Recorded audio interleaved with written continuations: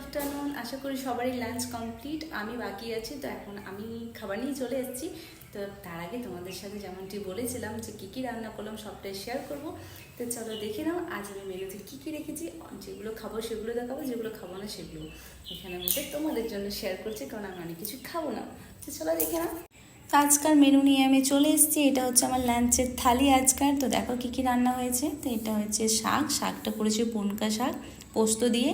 এটা হচ্ছে বাঁধাকপি মাছের মাথা দিয়ে করেছি, যেটা আমি খাবো না। আর এখানে আছে কাঁচা কলা আর আলু দিয়ে একটা মশলা, যেটা আমি খাবো। আর এখানে আছে রুই পোস্ত, খুবই স্পেশালভাবে বানিয়েছি, আমার খুবই ফেভারিট, তোমরা তো জানো। এইটা হচ্ছে ছোটো মাছ, মাছটার নাম কিন্তু আমি জানি না, মাছের নাম তো আমি অনেকটাই জানি না, সেই জন্য বলতে পারছি না কী মাছ। তো এইখানে হচ্ছে আমার প্লেট, এটার মধ্যে আমি খাবো না ছোটো মাছ, আর এটা হচ্ছে বাঁধাকপিটা, কারণ আমার এরকম ভালো লাগে না, একটু ঝাঁঝাটা ভালো লাগে। তো চলো তোমাদের সাথে শেয়ার করে দিলাম। এবার যাক খাবার পালা, এখন খেয়ে নিই, অনেকটা টাইম হবে যে পরে আবার তোমার সাথে কথা হচ্ছে। টাটা।